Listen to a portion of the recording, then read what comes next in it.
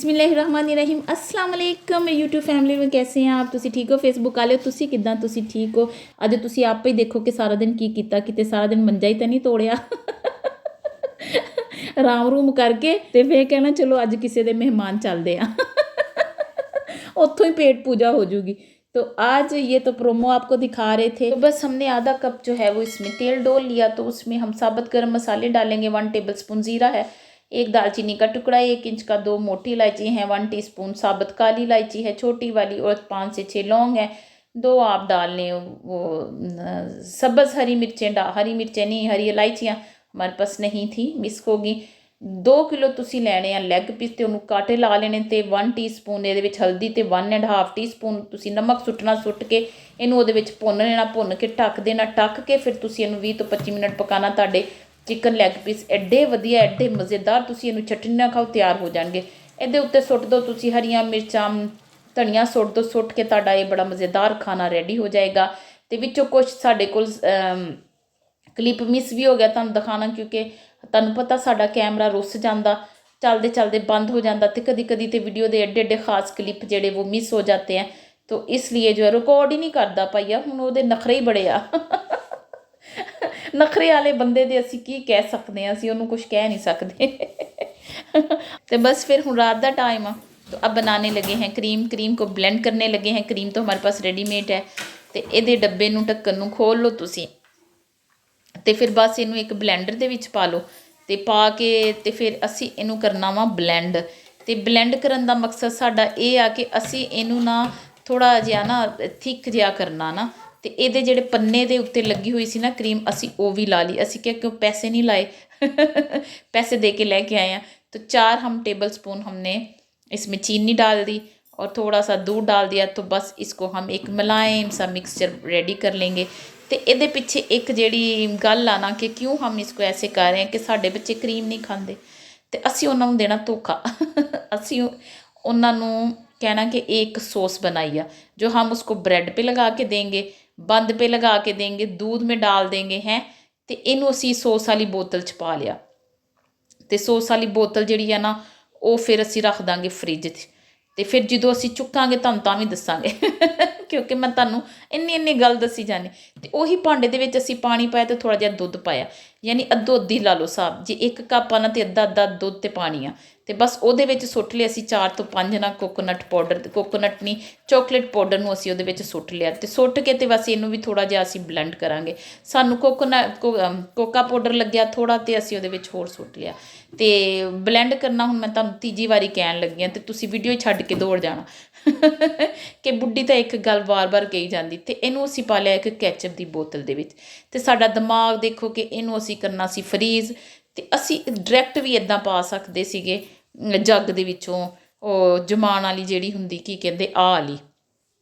तो असी पहले कैचअप वाली बोतल च पाया तो फिर ये विच पाया, क्योंकि हुण की करां कि बस सलीका इन्ना वा तो बस एक काम जिहड़ा ना वो तरीके ना करना। तो अब उही भांडे दे विच असी 1 कप पाया कोकोनट पाउडर। हाय अल्लाह, कोकोनट पाउडर ही मूँह च चढ़िया, मैनूं बड़ा पसंद आ वैसे। 1 कप ये विच असी सुੱਟਿਆ चॉकलेट पाउडर, तो थोड़ा जिहा पानी सुੱਟਿਆ। तो यदि असी ना गाढ़ी जी ना चॉकलेट बनावांगे। तो वो इसलिए बनाएंगे कि हमने ना बच्चों को ना दूध बना के कल देना ठंडा। तो वो क्रीम सुੱਟਾਂਗੇ, वो चॉकलेट सुੱਟਾਂਗੇ। ए देखो इन्ना प्यारा मौसम, ये दोपहर का सीन है। तो जे वाड़ता बिच हूँ असी रात के टाइम बस अगे पीछे सीन हो जाते। तो अभी इसको ये देखें, ये गाढ़ा आपने देखा ना, इस तरह का गाढ़ा है। इनू भी असी फिर वही कैचअप की बोतल च ही पा लिया। ये बड़ी मज़े की ना लिक्विड सी जो है ना ये बन गई है चॉकलेट, ठीक है। तो ये भी हम ना उस दूध में डालेंगे। तो बस इसके बाद हम करेंगे अब सफाई, इन चीज़ों को हम रखेंगे। तो ये दोनों बोतलें देखें, एक में क्रीम वाली सॉस बना ली, और उसको ब्रेड पे और उस पर लगा के खा सकते हैं, रोटी पे भी, किसी भी चीज़ पे। तो बाकी जो है ये सफाई करेंगे। पहले तो इस डिब्बे को हमने साफ़ किया, साफ़ करके रखा। इसमें नमी नहीं होनी चाहिए, क्योंकि किसी भी पाउडर वाली चीज़ में अगर नमी होगी ना, पानी गिर गया तो वो फिर जम जाती है। तो फिर तुसी उन्होंने लड़ते ही रहोगे ਉਹਦੇ ਨਾਲ कि तू निकल बाहर, तो फिर उन्हें निकलना कोई नहीं तो ये जो है वो क्या कहते हैं, बर्तन अच्छे धो रहे हैं हम, अच्छे ही धोने हैं। तो स्पीड हम कर रहे हैं काम। तो असी क्या बस इनू ना स्पीड ते ਕੰਮ ਕਰੀਏ ਤੇ ਕੰਮ ਮੁਕਾਈਏ ਜਲਦੀ ਜਲਦੀ, ਤੇ ਬਸ ਕੰਮ ਨਹੀਂ ਮੁੱਕਣੇ, ਜਿੰਦ ਮੁੱਕ ਜਾਣੀ। ਤੇ ਬਸ ਇਦਾਂ ਦਾ ਹੀ ਕੰਮ ਸਾਡੇ ਇਨਸਾਨਾਂ ਦੇ ਨਾਲ ਆ, ਕੰਮ ਕੰਮ ਕੰਮ बस। तो बस मैं तुहानू दसना चाहनी कि आप ना रात को सारे अपने काम करके ख़त्म करके सोया करें। अपने बर्तन जो है ना, खाए हुए बर्तन जिसमें खाया होता है उसको धो के देगची में सालन बनाया होता है, अगर तो सुबह को उसी में गर्म करना वैसे ही रख लें, नहीं तो उसको बोल में निकाल के सारी देगचियाँ हर चीज़ धो के, रोटी वाला पूना धो के, फिर आप लोग जो है ना वो सोया करें रात के सारे काम ख़त्म करके।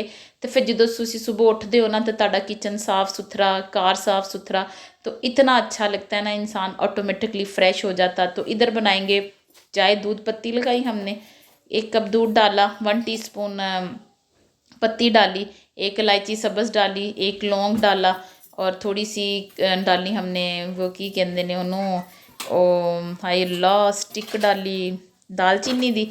तो फिर थोड़ा जहा पाया सी स्टीविया, हमने कहा रात को मीठा नहीं पीते तो स्टीविया डाल लिया। स्टीविया भी है मीठा ही होता है, तुहानू पता होना। तो बाकी बर्तन फिर धो के ना असी लाजमी साफ़ करके फिर उसको हमने रख देना होता है। कोई बर्तन इधर पड़ा नहीं होना चाहिए। हमें किचन में मशीनरी जगह जगह पड़ी, बर्तन जगह जगह पड़े, हमें बिल्कुल पसंद नहीं। हमारा किचन सारा दिखने में ऊपर से खाली होना चाहिए, कोई चीज़ नहीं होनी चाहिए। फिर असी इहदा पानी भी ड्राई करना। यह भी हो सकता ना कि असी कहिए कि पानी सारी रात दे विच ड्राई हो जू, लेकिन नहीं, अभी हमने इसका सारा पानी ड्राई करके फिर लेटना है, क्योंकि फिर वो पानी कतरा कतरा करके जब नीचे ऊपर से इसमें गिरेगा तो वो उसका ना क्या कहते हैं, वो उसका एक निशान पड़ जाता है ना इन पे। तो बस वो हम नहीं चाहते। तो फिर साफ़ करके फिर बना ली चाय। फिर मैनू याद नहीं रहा कि पहले चाय की कैटल धोनी सी, तो फिर धो के तो फिर उस तो बाद मैंने दोबारा से उसको साफ़ किया। तो करके फिर हम चले गए ड्राइंग रूम में, तो सारे सो गए सी लंबियाँ तान के। तो फिर हमने बैठ के पी बड़ी मज़े से ड्राइंग रूम में चाय और इंजॉय किया अपनी लाइफ को, तो अपने अम्मी अब्बू नू याद किया। तो तुसी भी याद करो जिन्हों भी तुसी याद करना।